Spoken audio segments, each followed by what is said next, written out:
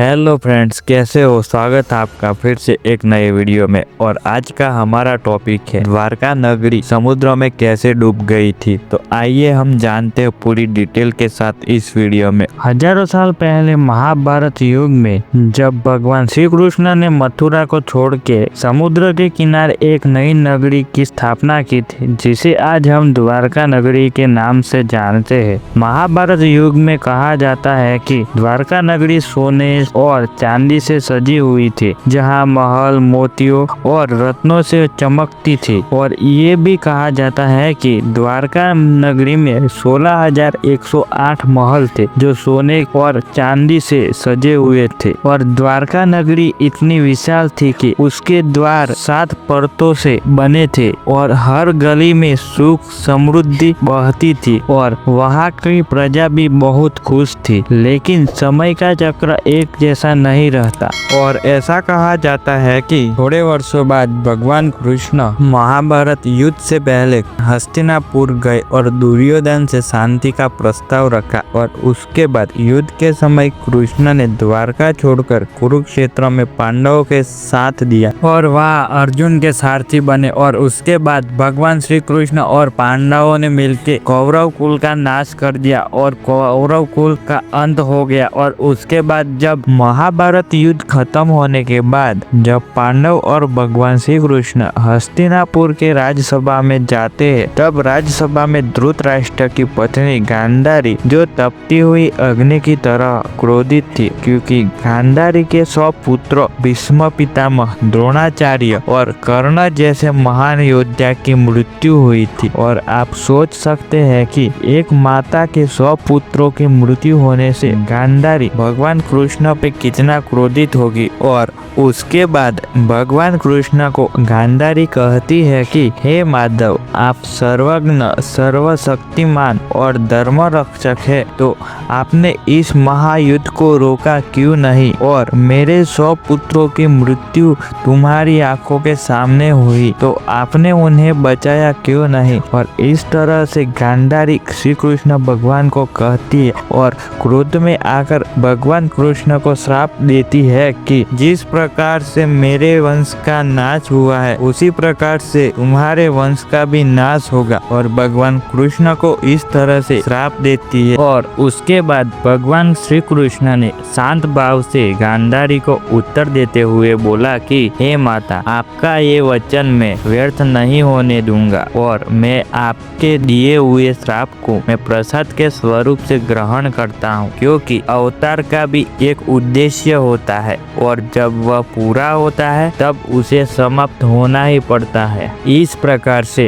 भगवान कृष्ण ने गांधारी का श्राप का स्वीकार किया था। और उसके बाद भगवान कृष्ण वापस द्वारका नगरी में चले गए और वहाँ अपनी प्रजा के साथ खुशी से रहने लगे। और धीरे धीरे समय बीतता गया और लगभग 35 वर्ष बीत गए। और लेकिन एक दिन कई सारे ऋषियाँ त्रिवेणी संगम में जा रहे थे और त्रिवेणी संगम में सारे ऋषियाँ एकत्र होकर यज्ञ करते और वहाँ राजकुमार भी गए थे। और राजकुमारों ने ये सोचा कि हम ऋषि मुनियों के साथ मजाक मस्ती करते हैं। और ये विचार के राजकुमारों ने सांबा को, जो कृष्ण के पुत्र थे, उन्हें स्त्री का वेश पहनाया और स्त्री की तरह सजा के उसके पेट में एक लोहे की गदा छिपाकर ऋषि मुनियों के सामने गए। और ऋषि मुनियों के सामने जाके राजकुमारों ने कहा कि हे महात्माओं, ये स्त्री गर्भवती है, तो आप बता सकते हैं कि यह स्त्री पुत्र को जन्म देगी या पुत्री को जन्म देगी। तो इस तरह से राजकुमारों ने ऋषि मुनियों के सामने जाके कहा। लेकिन ऋषि मुनियों ने अपनी दिव्य दृष्टि से सब कुछ जान लिया कि ये राजकुमार हमारे साथ मजाक कर रहे हैं। और यह देखकर ऋषि मुनियों को राजकुमारों पर गुस्सा आया और उनकी आंखें गुस्से से लाल हो चुकी थी। और गुस्से में आके ऋषि मुनियों ने श्राप दिया, हे मूर्खों, तुम सब हमारे साथ मजाक कर रहे हो, लेकिन मैं तुम्हें श्राप देता हूँ कि इसी बालक के पेट में से एक गदा का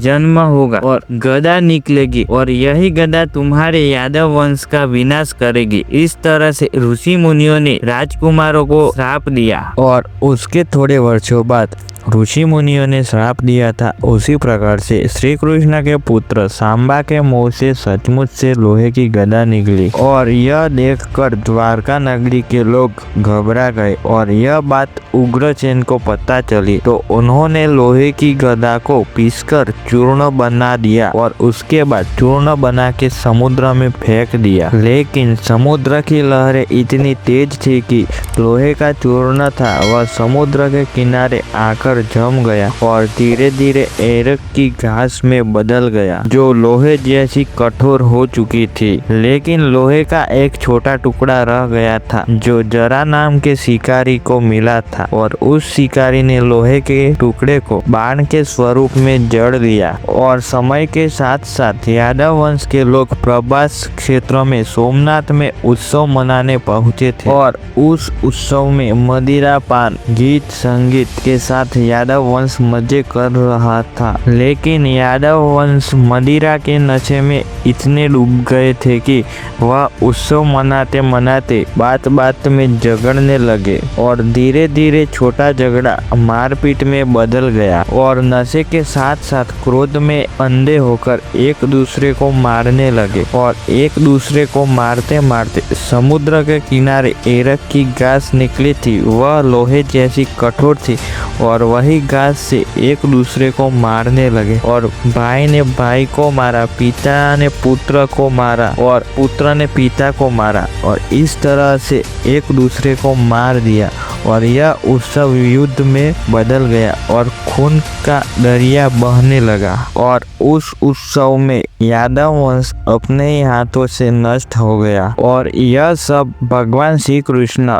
समुद्र के किनारे पीपल के पेड़ के नीचे ध्यान मग्न होकर देख रहे थे। तभी वहां से जरा नाम का शिकारी जा रहा था जो शिकार के खोज कर रहा था। तभी उसने पेड़ के पीछे भगवान श्री कृष्ण के चरण को हिरण का मुख समझ लिया और शिकारी ने सीधा तीर चला दिया और तीर सीधा श्री कृष्ण के चरण में जाकर लगा। और तीर लगने के बाद जब शिकारी पास गया तो उसने देखा कि उसने किसी हिरण को नहीं बल्कि भगवान श्री कृष्ण को घायल कर दिया है। और शिकारी भयभीत और पश्चाताप से कांपने लगा और भगवान श्री कृष्ण से क्षमा मांगने लगा। लेकिन भगवान श्री कृष्ण मुस्कुराते हुए बोले कि हे जरा घबराओ मत, यह सब पूर्व जन्म का खेल है। रामावतार में तुम बाली थे और मैंने वानर राज बाली का वध किया था, उसी का प्रतिफल आज मुझे मिल रहा है। यह लीला विलय है, इसमें तुम्हारा कोई दोष नहीं है। यह कहकर अपना दिव्य स्वरूप धारण किया और अपना देह त्याग कर वैकुंठ धाम को प्रस्थान कर गई। और भगवान श्री कृष्ण ने देह त्याग दिया। उसके बाद धीरे धीरे द्वारका नगरी को समुद्र